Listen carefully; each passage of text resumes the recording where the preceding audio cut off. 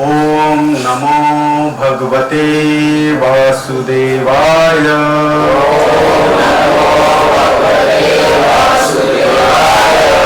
ओम नमो भगवते वासुदेवाय।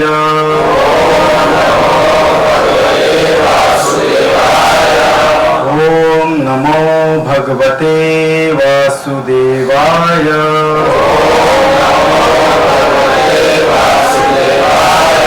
नारायणं नमस्कृत्य नरं चैव नरोत्तमं देवीं सरस्वतीं व्यासं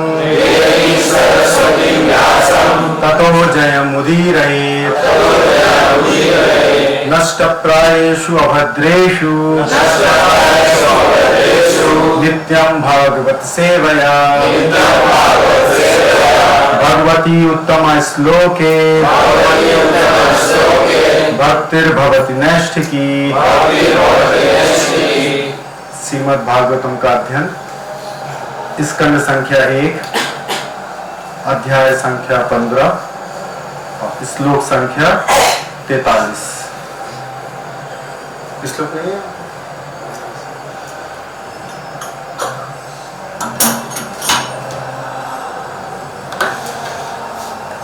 चीरवास निराहारो बद्धवाक्य मुक्त मूर्धजा। चीरवास निराहारो चीरवास निराहारो बद्धवाक्य मुक्त मूर्धजा। दर्श्य आत्मनो दर्शन आत्मनो रूपम जड़ उन्मत्त पिशाचवत् जड़ उन्मत्त पिशाचवत् अन्वेक्षमानो निर्गाद अन्वेक्षमानो निर्गाद। श्रवण बधीरो यथा श्रवण बधीरो यथा। चीरवास निराहारो बद्धवाक् मुक्त मूर्धजा। दर्शयन् आत्मनो रूपम जड़ उन्मत्त पिशाचवत् अन्वेक्षमानो निर्गाद। अश्रवन् बधीरो यथा। शब्दार्थ चीरवास चिथड़े ग्रहण किया। निराहार भोजन करना त्याग दिया। बद्धवाक् बोलना बंद कर दिया। मुक्त मूर्धजा बाल खोल दिए। दर्शयन दिखाने लगा। आत्मनः अपना रूपम शारीरिक स्वरूप को। जड़ निष्क्रिय उन्मत्त पागल। पिशाचवत् पिशाच की तरह। अन्वेक्षमाणा प्रतीक्षा किए बिना। निर्गात स्थित था। अश्रवण बिना सुने। बधीरा बहरा व्यक्ति। यथा जिस तरह। अनुवाद तथा तात्पर्य श्रील प्रभुपाद द्वारा। तत्पश्चात महाराज युधिष्ठिर ने चिथड़े पहन लिए। ठोस भोजन करना बंद कर दिया। वे जानकर गूंगे बन गए और बाणों को खोल दिया। इन सब के मिलने से वे एक उज्जर या पिशाच के समान पागल की तरह दिखने लगे। वे किसी वस्तु के लिए भाइयों पर आश्रित नहीं रहे वे बहरे मनुष्य की तरह कुछ भी ना सुनने लगे। अनुवाद दोहराएंगे। तत्पश्चात महाराज युधिष्ठिर ने चिथड़े पहन लिए, ठोस भोजन करना बंद कर दिया। वे जानकर गूंगे बन गए और बालों को खोल दिया। इन सब के मिलने से वे एक पिशाच की भांति पागल की तरह दिखने लगे। वे किसी वस्तु के लिए भाइयों पर आश्रित नहीं रहे। वे बहरे मनुष्य की तरह कुछ भी नहीं सुनने लगे। तात्पर्य, इस प्रकार समस्त बाह्य झंझटों से छूटने पर उन्हें राजसी जीवन या परिवार प्रतिष्ठा से कुछ लेना देना शेष नहीं रहा और वे एक तरह से निष्क्रिय, पागल, उज्जर की तरह बन गए और भौतिक मामलों के विषय में कुछ भी बोलना बंद कर दिया। अब वे अपने उन भाइयों पर आश्रित नहीं रहे जो निरंतर सहायता करते थे। सभी प्रकार की इस पूर्ण स्वतंत्रता को निर्भीकता की शुद्ध अवस्था, निर्भय पद कहते हैं। नमो ओम विष्णुपादाय कृष्णप्रेष्ठाय भूतले श्रीमते भक्ति वेदांत स्वामी नामिने नमस्ते सरस्वती देवी गौरवाणी प्रचारिणी निर्विशेष शून्यवादी पाश्चात्य देशकारिणी। जय श्री कृष्ण चैतन्य प्रभु नित्यानंद श्री अद्वैत गदाधर श्रीवासादि गौर भक्त वृंद। हरे कृष्णा कृष्ण कृष्णा हरे हरे, हरे राम राम राम हरे हरे। आप सभी को ज्ञात है क्या विषय चल रहा है श्रीमद् भागवतम में? युद्ध के बाद युधिष्ठिर, हाँ, वो उतना आदमी मरने के बाद उनको सदमा में आ गया, इसी कारण वो किए काम। हाँ, नहीं, ये विषय नहीं है। और कोई बताएगा क्या विषय चल रहा है आज का? युद्ध के बाद उन्हें ग्लानि हुई थी, उन्हें बुरा लगा था कि इतने सारे लोग मर गए हमारे लिए, बट उसके लिए फिर भीष्म देव ने उन्हें उपदेश दिए थे और वो सब होके अभी 36 साल हो गए हैं। युद्ध के बाद, कौन से युद्ध की बात हो रही है? महाभारत की बात, जो कौरवों और पांडवों के बीच हुआ था। उसके बाद 36 ईयर, 36 साल बीत चुके हैं। अर्जुन द्वारका गए हैं और द्वारका से वापस आके द्वारका का समाचार बताया है। क्या समाचार बताया है? याद है किसी को? द्वारका से क्या समाचार लेके आया अर्जुन? हाँ, यस। तो कृष्ण भगवान ने अपनी लीला समेट ली है और द्वारका के सभी निवासी भगवत धाम चले गए हैं भगवान के साथ। द्वारका में कोई भी नहीं है। तो जब युधिष्ठिर को यह समाचार मिला अर्जुन से, तो युधिष्ठिर ने तय किया कि अब हम इस जीवन में रह के क्या करेंगे, इस दुनिया में जी के क्या करेंगे। जब स्वयं कृष्ण ने ये धरती छोड़ दी है तो हमारा भी यहाँ रहने का कोई औचित्य नहीं है। तो उन्होंने क्या किया? सबसे पहले तो उन्होंने अपने पोते परीक्षित कौन है? हाँ, अर्जुन के पुत्र अभिमन्यु, अभिमन्यु के पुत्र परीक्षित। अभिमन्यु को राजा क्यों नहीं बनाया? धनुर्धर अपने पुत्र को बनाते हैं ना लोग राजा, क्यों नहीं बनाया? हाँ, क्योंकि वो जीवित नहीं थे, वो युद्ध में मारे गए थे, महाभारत के युद्ध में। तो अभिमन्यु के पुत्र परीक्षित जीवित थे, उनका सब शिक्षा हुआ, उनका ट्रेनिंग हुआ और फिर उनको राज सिंहासन पर बिठाया। उनको बिठाने के बाद सारी जिम्मेदारी उनको दी गई और युधिष्ठिर ने निश्चय किया कि अब वो वन को प्रस्थान करेंगे। वन को प्रस्थान करना मतलब होता है जाना, तो वन को गमन, वन गमन, उसी के संदर्भ में आज का श्लोक है। तो वन जाने से पहले उन्होंने क्या क्या किया वो आज के श्लोक में लिखा है। चीर बासा, बासा मतलब क्या होता है? पुराना, बासा भोजन बोलते हैं। तो कोई पुराने चिथड़े टाइप के कपड़े फटे हुए वो धारण किए, चीर बासा। निर आहारो, और भोजन करना छोड़ दिया। आहार मतलब होता है भोजन, निर आहार मतलब भोजन करना छोड़ दिया। बद्ध बाक, बाक का मतलब वचन, बोलना, बंद कर दिया। बद्ध मतलब बंद कर दिया, उन्होंने बोलना बंद कर दिया। तो भोजन से व्रत लिया और वाणी से भी व्रत ले लिया। मुक्त मूर्धजा, मूर्धा इस जगह को बोलते हैं, ऊपर वाली जगह को। तो जो केस हैं, सिर पे जो केस हैं उनको मुक्त कर दिया।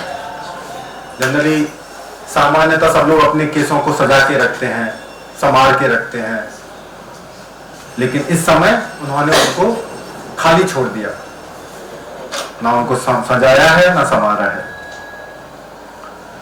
दर्शयन आत्मनो रूपम, और उनका जो रूप था, उनका जो स्वरूप था वो कैसा दिखता था?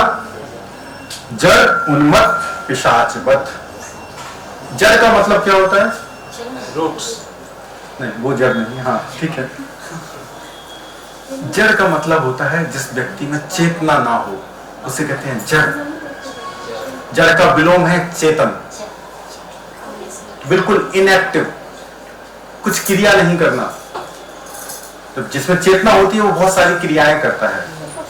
जड़ का मतलब उसका विलोम, कुछ क्रिया नहीं कर रहे हैं।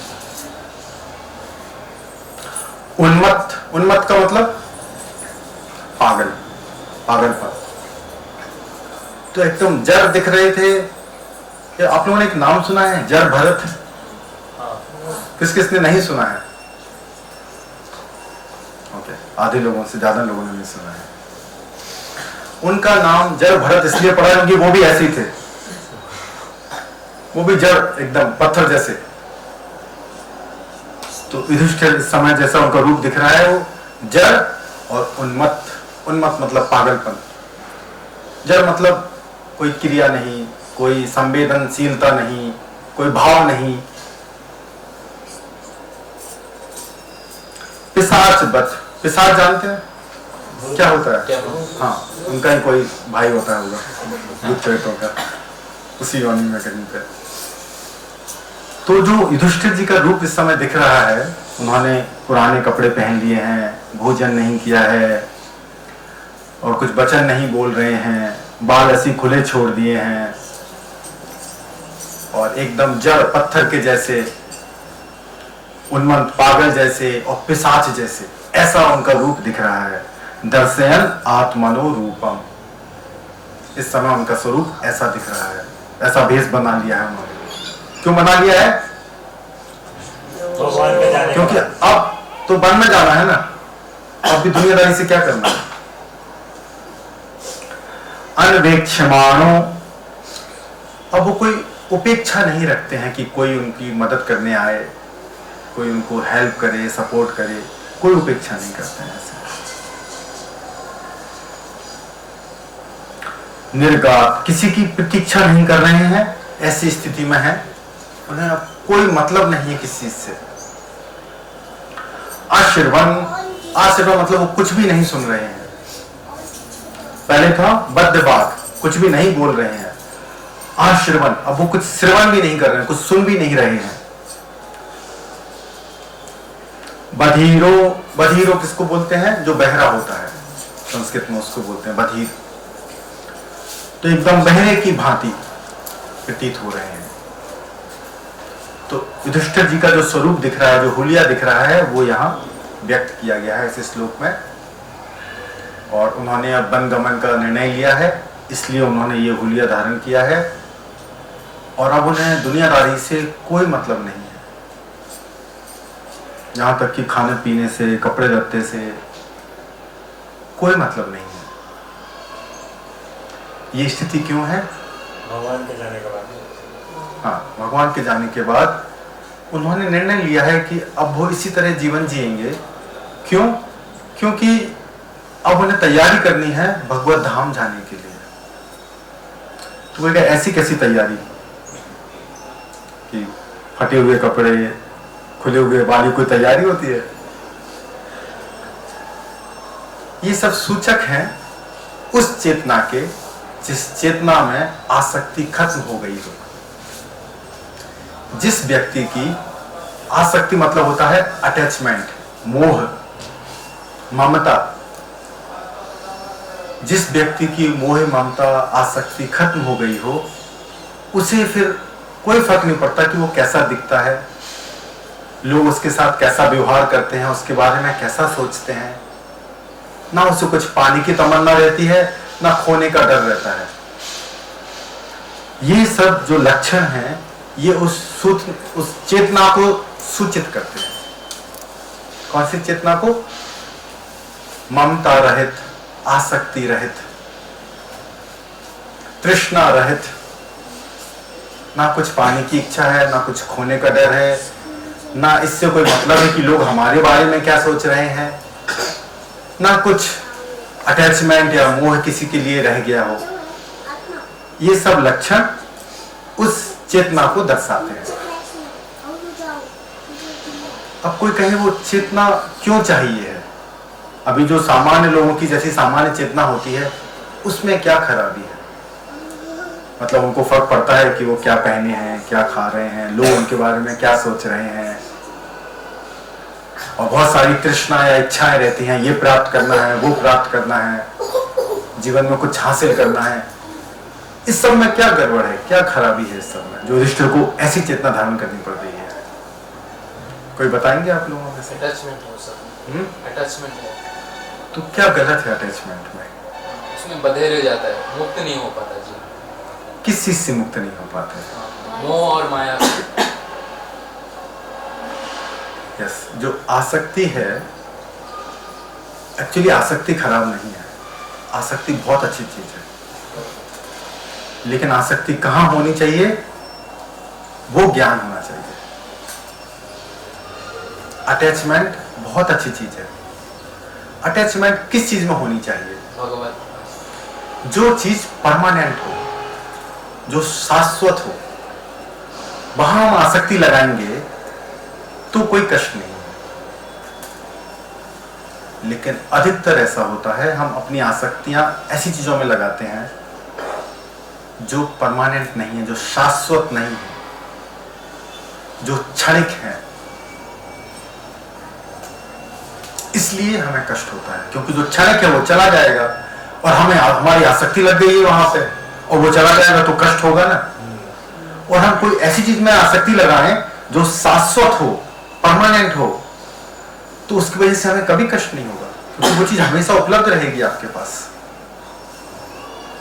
तो आसक्ति अपने में खराब चीज नहीं है, अगर हम उसको सही जगह, सही अवस्था में उसका प्रयोग करें। तो परमानेंट क्या है, शाश्वत क्या है, बताएंगे कोई? कहाँ लगानी चाहिए आसक्ति? भागवत की तरफ। यस, ठाकुर जी शाश्वत है। और क्या शाश्वत है? हम भी शाश्वत हैं, सभी आत्माएं शाश्वत हैं, और आत्मा का ठाकुर जी के साथ संबंध जो है वो भी शाश्वत है। यहां आसक्ति लगानी चाहिए।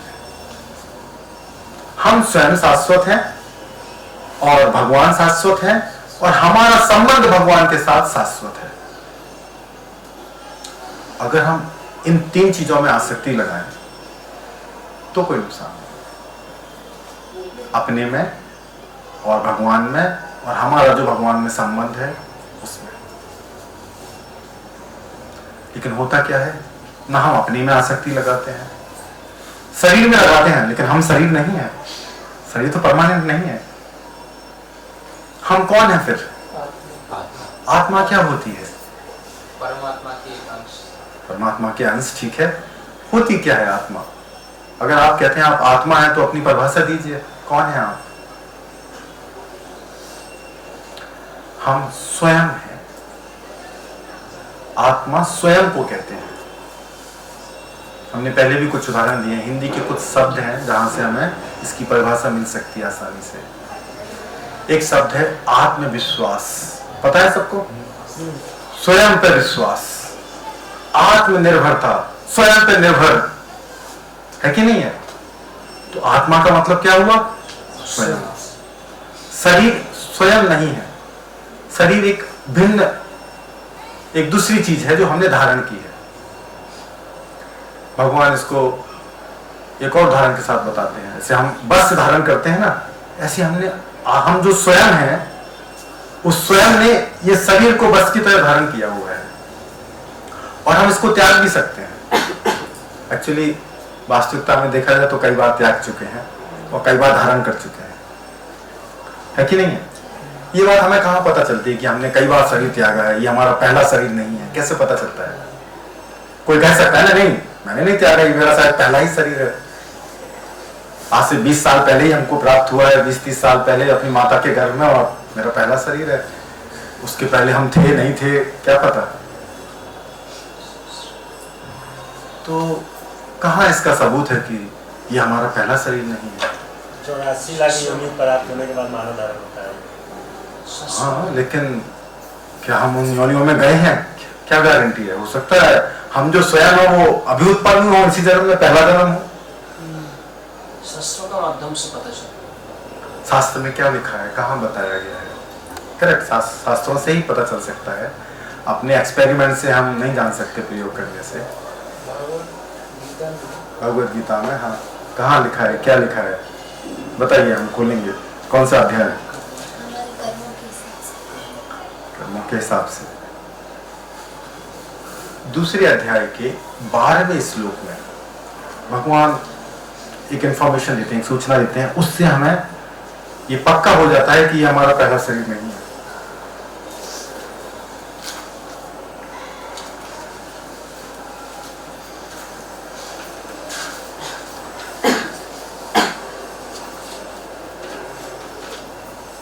दूसरे अध्याय का 12वां श्लोक है, ना तु एव हम जातु नासम, ना त्वं नेमे जनाधिपः, ना चैव ना भविष्यामः, सर्वे वयम अतः परम। भगवान कह रहे हैं अर्जुन से, ऐसा कभी नहीं हुआ है कि मैं ना रहा हूं या तुम ना रहे हो, अथवा ये समस्त राजा ना रहे हो। कौन राजा? किस राजाओं की बात हो रही है? जो कुरुक्षेत्र में इकट्ठे हुए हैं लड़ने के लिए, युद्ध भूमि में, क्योंकि ये बातें कहां हो रही है? युद्ध भूमि में हो रही है।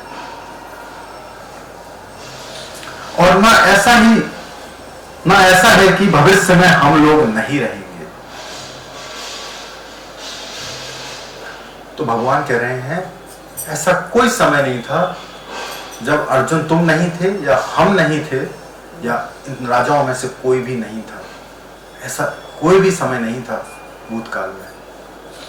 हमेशा से अर्जुन है, भगवान है, और वो समस्त राजा है, मतलब समस्त राजा मतलब कॉमन आदमी, तो हम लोग भी हैं। तो जीवात्मा जो है वो हमेशा से है। इसीलिए जीवात्मा की एक परिभाषा है अनादि। आदि मतलब होता है जिसकी शुरुआत होती हो, जिसका स्टार्टिंग पॉइंट होता हो। अनादि मतलब उसकी कहीं शुरुआत नहीं होती, उसका कोई स्टार्टिंग पॉइंट नहीं होता उसका, वो हमेशा से शाश्वत है, हमेशा से है, अनादि। तो अगर हम अनादि हैं, इसका मतलब है आज से 200 साल पहले हम थे, 2000 साल पहले भी हम थे, 2 लाख साल पहले भी हम थे, 2 करोड़ साल पहले भी हम थे, और जितनी गिनती होती है उन सब में हम थे। और ये शरीर तो हमें पता है कब मिला है। हम लोग बर्थडे मनाते हैं ना, हम जन्मदिन मनाते हैं, तो बहुत रिसेंटली मिला है। किसी को 20 साल पहले, किसी को 25 साल पहले, किसी को 30 साल पहले, 40 साल पहले। हजारों करोड़ों में गिनती नहीं जाती है, कोई अपना 1000वां बर्थडे नहीं मना रहा है ना। तो इसका मतलब ही ये हमारा पहला शरीर नहीं, क्योंकि हम जो स्वयं हैं वो तो अनादि हैं, हमेशा से हैं। भगवान इस बात की पुष्टि कर रहे हैं इस श्लोक में। तो एक बात तो पक्की हो गई है, ये हमारा पहला शरीर नहीं है। मतलब हमने पहले और भी शरीर धारण किए हैं और त्यागे भी है। अब भविष्य में क्या होने वाला है? और भी शरीर धारण करने पड़ेंगे या नहीं करने पड़ेंगे? क्या बोलते हैं आप लोग? कर्म से पता चलता है। कर्म से ही पता चलता है कि कौन सा शरीर धारण करेंगे, करेंगे या नहीं करेंगे, ये कैसे पता चलेगा? भगवत प्राप्ति हो जाएगी तो नहीं करेंगे। सही बोल रहे हैं। अगर भगवत प्राप्ति हो जाएगी, वही एक तरीका है जिससे हमें शरीर धारण नहीं करना पड़ेगा। भगवत प्राप्ति कैसे हो जाएगी? अब अगला सवाल वो है, नाम जप से। जब आत्मा और परमात्मा में कोई अंतर ना हो, अंतर हमेशा रहेगा। ऐसा कभी नहीं होता है कि अंतर ना हो।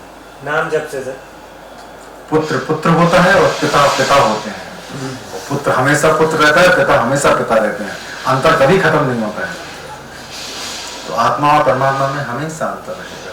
हम लोग कभी परमात्मा नहीं बनेंगे, हम लोग कभी भगवान नहीं बन सकते हैं। जीवात्मा हमेशा जीवात्मा रहता है और ठाकुर जी हमेशा ठाकुर जी रहते हैं। उसको कहते हैं विष्णु तत्व और जीव तत्व। तो अंतर तो हमेशा रहेगा। नाम जप और अच्छे कर्म से। सरल भाषा में बताएं तो जब हमारा संग छूट जाए, हमारी आसक्ति छूट जाए उन चीजों से जो शाश्वत नहीं है, जो परमानेंट नहीं है, जिनका वास्तविकता में कोई अस्तित्व नहीं है, उन चीजों से जब आसक्ति छूट जाएगी तभी इस चीज की संभावना है कि भगवत प्राप्ति की जा सकेगी, अन्यथा नहीं की जा सकेगी। इसीलिए युधिष्ठिर जो कर रहे हैं, इसीलिए कर रहे हैं, वो अपनी आसक्ति खत्म कर रहे हैं उन सब चीजों के लिए जो शाश्वत नहीं है, जिनका अस्तित्व वाकई में अस्तित्व नहीं है। हाँ, कुछ प्रश्न है आपका? प्रश्न का मतलब, अगर हम लोग पहले थे तब हम लोग मतलब जनसंख्या क्यों बढ़ रही है? हाँ, बहुत अच्छा सवाल है। सबको समझ में आया क्या प्रश्न है इनका? आत्मा की कि अगर हम सब लोग हमेशा से थे तो जनसंख्या कैसे बढ़ रही है? क्योंकि आत्माएं तो उतनी होंगी जितनी है, कोई नई आत्मा तो पैदा नहीं होती है। अनादि मतलब उसकी कोई शुरुआत ही नहीं होती नई आत्मा की। तो उत्तर चाहिए कि पता है सबको उत्तर? अच्छा, सबको चाहिए। ठीक है, आपका घर कहाँ है, कहाँ रहते हैं आप? मैं त्रिपुरा में रहता हूँ, नॉर्थ ईस्ट। आपके यहाँ तो बहुत जंगल टाइप का है जगह, है ना? नहीं, ऐसा नहीं है। हाँ, मतलब हरियाली बहुत है। हरियाली है। हाँ, नॉर्थ ईस्ट में बहुत हरियाली है, वन्य जीव काफी है वहां पर। बैंगलोर में भी पहले ऐसा ही था। हमें बताते हैं, जो लोग पुराने हैं बैंगलोर में रहते हैं वो बताते हैं। जब हम पहले काम करते थे, अपनी इंजीनियरिंग के बाद हम ऑफिस में जब काम करते थे, तो हमारा ऑफिस था बंदरकट्टा रोड पे। तो वहां किसी से बात हो रही थी तो वो बोल रहे थे पहले ये जंगल था, अब तो वो जंगल जैसा बिल्कुल भी नहीं दिखता है। तो वहां बहुत सारे पेड़ पौधे रहे होंगे और जंगली जीव भी रहे होंगे, वो सब कहाँ गए? प्रश्न ये है ना, आत्मा मरती नहीं है, वो सब कहाँ गए? और सिर्फ बंदरकट्टा रोड की बात नहीं है, हर जगह यही हो रहा है। चाहे पूना हो, चाहे मुंबई हो, वृक्ष कट रहे हैं और जो जंगली जीव हैं वो अदृश्य हो रहे हैं। तो वो सब कहाँ जा रहे हैं? कहीं ना कहीं कोई ना कोई शरीर तो धारण कर रहे हैं वो, कि नहीं कर रहे हैं? है कि नहीं है? तो आपको लग रहा है कि जनसंख्या बढ़ रही है, शायद आप मानव की बात कर रहे होंगे, लेकिन अगर आत्माओं की बात करें तो जनसंख्या नहीं बढ़ रही है। किसी और शरीर में थे, अब शायद मानव शरीर में है। अब उतने पेड़ पौधे नहीं दिखते हैं, अब तो लोगों की बालकनी में कुछ पौधे दिखते हैं। बड़े बड़े वट वृक्ष तो दिखते ही नहीं है। तो हर जगह जंगल कट रहे हैं और अपार्टमेंट बन रहे हैं। हो रहा है नहीं हो रहा है? ये तो एक पहलू हुआ आपके प्रश्न का। दूसरा पहलू है कि आत्माएं सिर्फ इस प्लेनेट पे, इस ग्रह पे ही नहीं रहती हैं, आत्माएं हर ग्रह पे रहती हैं।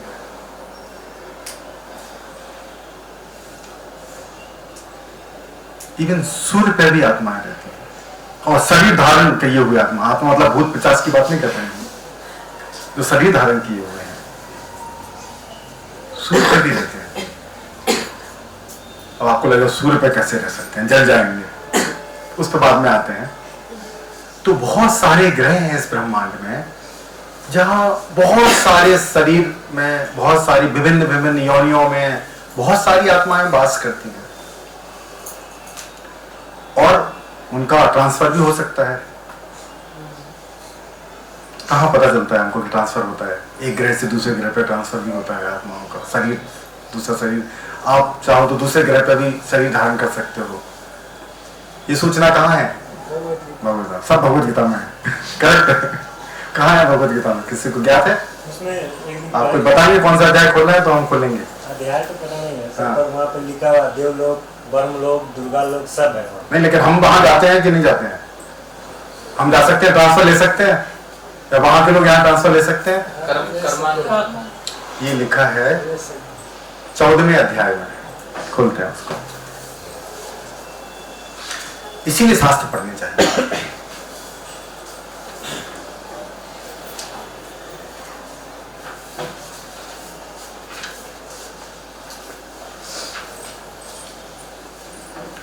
चौदहवें अध्याय का 18वां श्लोक है। हम ये संख्या इसलिए बता रहे ताकि आप घर जाके पढ़ लें थोड़ा सा।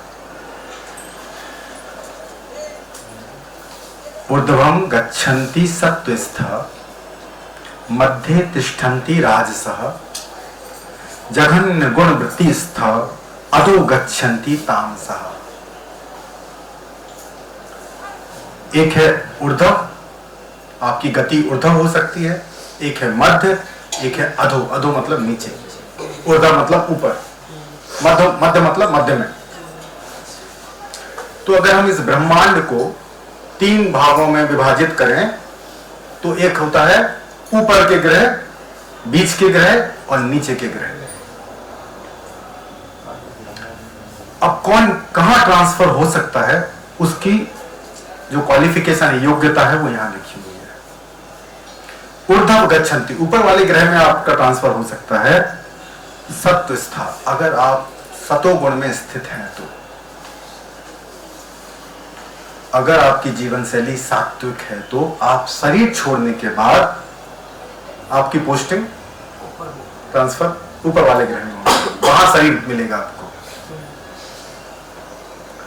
मध्य तिष्ठन्ति राजसा, अगर आप राजसिक गुण में स्थित हैं, रजोगुण में, आपकी जीवन शैली राजसिक है, आपकी विचारधाराएं राजसिक हैं, तो मध्य वाले ग्रहों में आपको जन्म मिलेगा ये शरीर छोड़ने के बाद।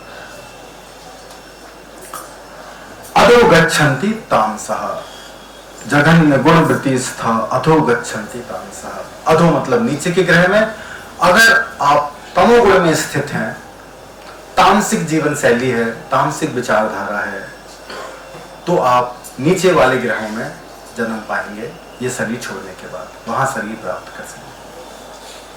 तो हमको पता चल गया है कि कुछ आत्माएं एक ग्रह पर शरीर छोड़ के दूसरे ग्रह पर शरीर ले सकती हैं,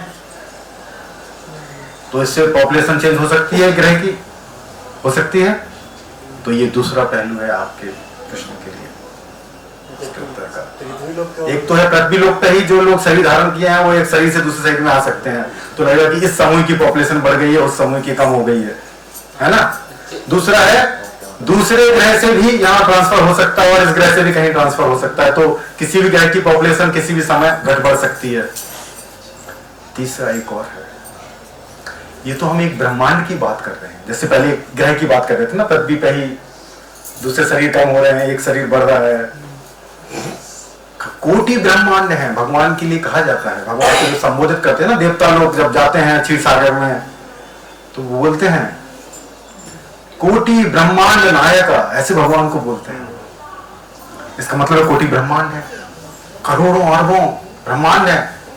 एक ब्रह्मांड से दूसरे ब्रह्मांड में भी शिफ्ट हो सकते हैं, ट्रांसफर हो सकते हैं। तो अगर आपको ऐसा प्रतीत होता है कि नहीं जनसंख्या बढ़ रही है और आत्माएं अनादि हैं, वो घटती बढ़ती नहीं है, पैदा या होती नहीं है, मरती नहीं है, तो पॉपुलेशन कैसे बढ़ रही है? तो उसका उत्तर मिल गया आपको। एक चीज मतलब जो मैं सुना है, मतलब आप सबको मिल गया उत्तर कि नहीं मिल गया? हाँ, मिल गया। ठीक है, हाँ अभी अगला। जैसे लोग पुण्य, मतलब बहुत पुण्य के बाद मानव जन्म मिलता है। हाँ। तो सब इतना पुण्य कर रहे हैं कि सबको मानव जन्म मिल रहा है क्या? हमेशा प्रमोशन से नहीं मिलता है, कभी कभी डिमोशन से भी मानव जन्म मिलता है, क्योंकि मानव के ऊपर भी कुछ योनियां हैं, पता है? देव योनि। अगर वो कुछ गड़बड़ करेंगे तो उनको पनिशमेंट में मानव शरीर मिल जाएगा। उदाहरण देते हैं हम आपको, ऐसे हवा में नहीं बोल रहे हैं, उदाहरण है उसका। महाभारत में 8 वसु थे, उन्होंने एक ऋषि की गाय चुरा ली थी। ये कहां थे? दिव्य लोक में, स्वर्गलोक में, ऊपर के लोगों की कथा है ये। तो उन्होंने, वो ऋषि ने उनको श्राप दे दिया। अब श्राप मिलेगा तो कुछ अच्छा तो नहीं मिलेगा, प्रमोशन तो नहीं होगा, डिमोशन ही होगा। क्या प्रमोशन? जाओ धरती पर जन्म ले लो, मनुष्य बन जाओ। तो आपको लगता है मनुष्य जन्म मतलब बड़ा प्रमोशन है, कभी कभी वो डिमोशन भी है, क्योंकि उसके ऊपर भी कुछ योनियां हैं।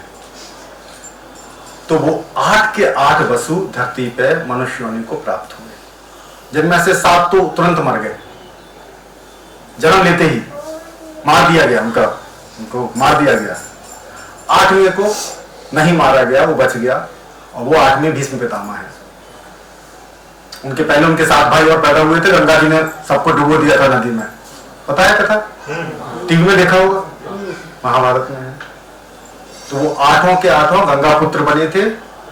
7 तो गंगा जी ने तार दिए, चलो भाई तुम लोगों का श्राप मुक्त, क्योंकि श्राप क्या था कि मनुष्य जन्म लेना है, ले लिया, मर गए, खत्म कर, श्राप खत्म।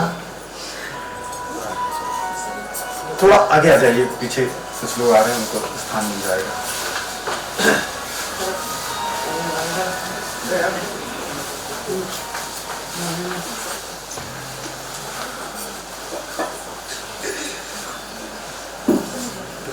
एक्चुअली हुआ क्या था, जिस समय इन 8 वसुओं को ऋषि का श्राप मिला था कि धरती पर जाके मनुष्य बनना है, उसी समय गंगा जी को और शांतनु जी को भी श्राप मिला था कि जाओ तुम लोग भी डिमोशन, मनुष्य योनि में प्राप्त हो जाओ, देव योनि से मनुष्य योनि में। और ये खबर इन 8 वसुओं को पता चल गई। अब कैसे पता चल गई पता नहीं, हम लोग तो व्हाट्सएप वगैरह यूज करते हैं, पता नहीं क्या यूज करते हैं। डेफिनेटली हमसे ज्यादा टेक्नोलॉजी होगी उनके पास। अगर हमसे ऊपर वाली योनि कहलाई जाती है देव योनि, तो हमसे ज्यादा विकसित होंगे। अर्थ, ये जो प्लैनेट है पृथ्वी, लास्ट योनि ये है? नहीं, इससे नीचे वाला है? हाँ, इससे नीचे है, इससे ऊपर है। तो ये कौन सी लाइक? ये मध्य, मिडिल प्लैनेटरी सिस्टम, मध्य के ग्रह में है ये। अब यहाँ चॉइस है आपके पास, आपको चयन करना है कि ऊपर जाना है या नीचे जाना है। और भगवान एक और चॉइस देते हैं, आप चयन कर सकते हो कि ऊपर भी नहीं जाना, नीचे भी नहीं जाना, हमारे पास आना है, वो भी एक चॉइस है। आप चाहो तो आप स्वर्ग लोक में जा सकते हैं, आप चाहो तो आप नीचे पाताल लोकों में जा सकते हैं। और भगवान कहते हैं एक और चॉइस है उसके अलावा भी, कि हमारे पास आ जाओ, फिर कहीं जाना नहीं पड़ेगा। क्योंकि आप कहीं भी जाएंगे, चाहे उच्च ग्रहों में जाएं या निम्न श्रेणी के ग्रह में जाएं, आप परमानेंट नहीं रह पाएंगे वहां पे, रेंट पे ही रहेंगे, किराए पे ही रहेंगे, परमानेंट नहीं, सिटीजनशिप नहीं मिलेगा। वहां भी कुछ 100, 1000, लाखों सालों तक ही रह सकते हैं। क्यों हम स्वर्ग में जाके परमानेंटली रह जाए कोई कहे तो ऐसा संभव नहीं है। कैसे पता चलता है संभव नहीं है? कहाँ लिखा है? गीता महात्मा में लिखा था। भगवद गीता में कहाँ लिखा है पता है किसी को? गीता में है, सब कुछ गीता में है, सारे प्रश्नों के उत्तर गीता में है। कहाँ है पता है? किस अध्याय में है? 7वें अध्याय में है। करेक्ट, पढ़ते हैं।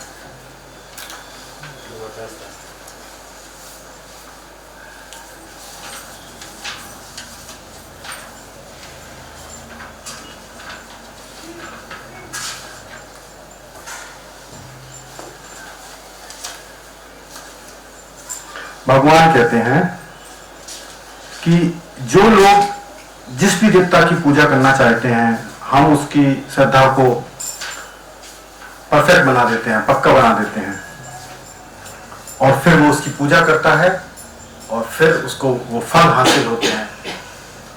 और ऐसे ही कोई वेदों में जो कर्म कांड में बताया गया है कैसे स्वर्गलोक जाना है, क्या क्या यज्ञ करने हैं, वो यज्ञ कर सकते हैं और यज्ञ करके वो ऊपर स्वर्गलोक में जा सकते हैं। 9वें अध्याय में भगवान बताते हैं।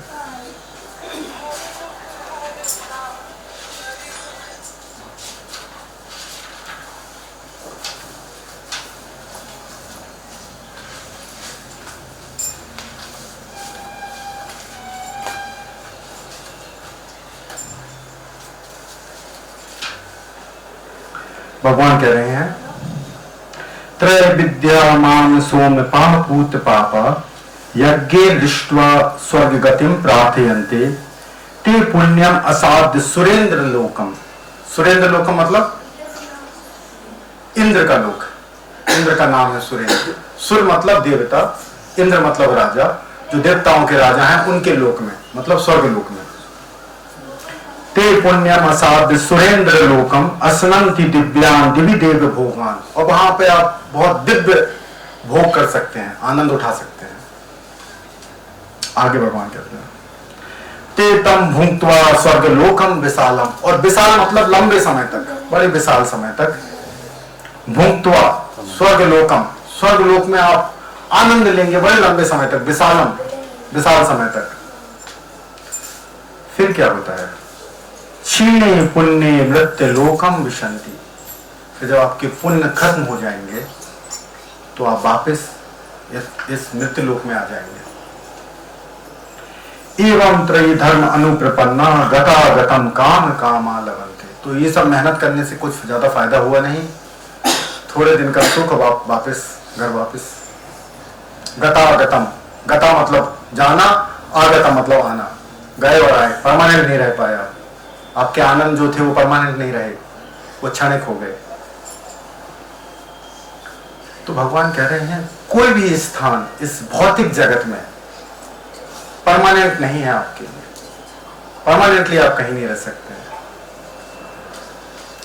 लंबे काल तक रह सकते हैं, विशाल समय तक रह सकते हैं, लेकिन परमानेंटली नहीं रह सकते, वापस आना पड़ेगा। फिर भगवान हमको एक चॉइस देते हैं कि एक जगह ऐसी है जहां आप परमानेंट रह सकते हैं। वो आपका अपना घर है एक्चुअली। ठाकुर जी रहते हैं, हम लोग भी वहीं रहते थे ठाकुर जी के साथ। हम लोग छोड़ के आ गए यहाँ पे। अब यहाँ दर दर की ठोकरें खा रहे हैं, एक ग्रह पे, फिर वहां से ठोकर लगी दूसरे ग्रह पे, एक योनि में एक शरीर धारण किया, वहां से ठोकर लगी दूसरे शरीर में, दूसरी योनि में। इसीलिए लगता है कि जनसंख्या घट बढ़ गई। दर दर की ठोकरें खा रहे हैं। अगर कोई होटल में जाके रहता है, पैसा है किसी के पास खूब सारा, वो होटल में रहता है, वो कब तक रह सकता है? 5 स्टार होटल में, 7 स्टार होटल में कब तक रह सकता है? तब तक आपके पास पैसे हैं, वो आराम से आपको वेलकम करेंगे, स्वागत करेंगे, माला भी पहनाएंगे, ड्रिंक्स देंगे, कुछ खाने पीने को देंगे, सब सत्कार करेंगे। जिस दिन आपके क्रेडिट कार्ड में पैसे खत्म, वो आपको भगा देंगे वहां से। पहले तो प्यार से बोलेंगे, नहीं जाएंगे धक्का देके भगा देंगे। करेक्ट? वैसा ही कुछ हो रहा है इस ब्रह्मांड में। आप स्वर्गलोक चले जाओ थोड़ा पुण्य कमा के। होटल कैसे जाते हैं? पैसे कमा, पैसे हैं तो होटल में जाके रह सकते हैं, 5 स्टार 7 स्टार रिसोर्ट में जाके रह सकते हैं लोग। लेकिन जब तक पैसे हैं तब खत्म तो रिसोर्ट से निकाल दिए जाएंगे। ऐसे ही जिसने पुण्य कमा लिए हैं, बहुत सारे पुण्य कमा के रखे हैं, वो स्वर्गलोक में भी जा सकते हैं। स्वर्गलोक रिसोर्ट जैसा है। एक चीज, लेकिन जब पुण्य खत्म हो जाएंगे तो वहां से आपको वापस यहाँ आना पड़ेगा जबरदस्ती। तो परमानेंट जगह कहीं नहीं है। परमानेंट जगह क्या होती है? अपना घर। भगवान कह रहे हैं घर आ जाओ। वो घर कैसा है उसकी भी परिभाषा देते हैं भगवान। भगवत गीता में बताते हैं, है ना। हम पूछने वाले थे कहाँ लिखा है, हम मतलब आप लोग बोलेंगे भगवत गीता में लिखा है, तो हमने खुद ही बोल दिया। भगवत गीता में कहाँ लिखा है ये बताएंगे कोई? कौन सा वो स्थान है जहां से वापस नहीं आना पड़ता है? भगवत गीता में कहीं नहीं लिखा है गोलोक। भगवान उस धाम की परिभाषा बताते हैं, कैसा दिखता है वो, कैसा है। जानना चाहते हैं? Yes sir. 15वें अध्याय में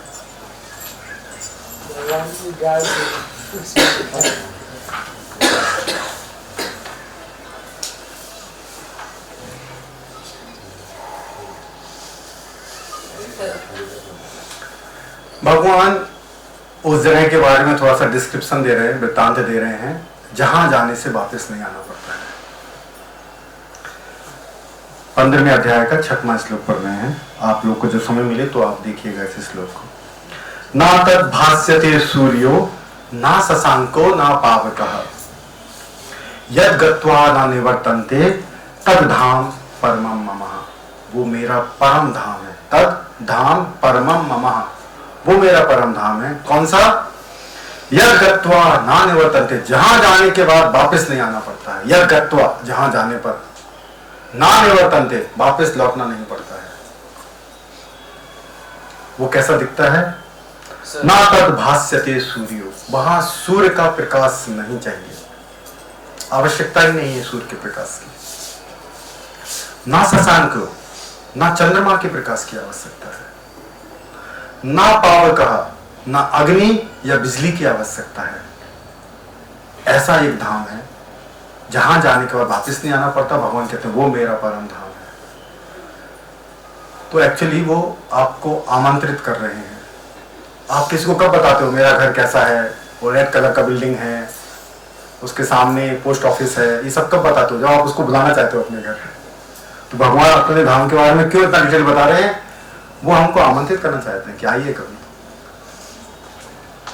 लेकिन हम लोग हैं कि कहते टाइम नहीं है। तो भगवान हमको आमंत्रित कर रहे हैं, इसलिए वो उतना वृत्तांत बता रहे हैं कैसी जगह है, क्या है।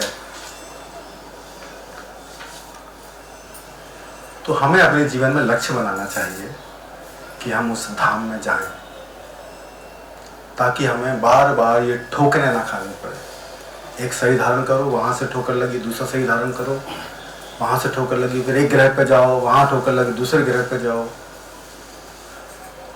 पहले से ही कितने लंबे समय से चल रहा है किसी को पता नहीं है। करोड़ों अरबों सालों से ये चल रहा है। अब इस ठोकर खाने के चक्र को रोकना चाहिए, बंद करना चाहिए। कैसे कर सकते हैं बंद? जब हम अपनी आसक्ति उस चीज में लगाएं जो परमानेंट हो।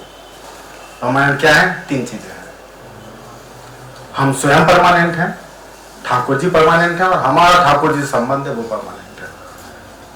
इसमें हमें आसक्ति लगानी चाहिए, स्वयं में आसक्ति लगानी चाहिए।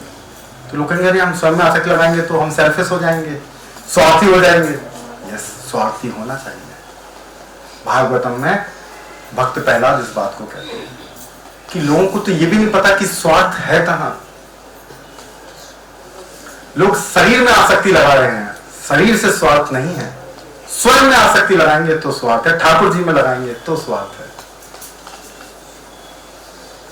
नाते विधु स्वार्थ गतिम, लोगों को ये पता नहीं है कि स्वार्थ है कहां, हमारा भला है कहां, ये नहीं पता है लोगों को।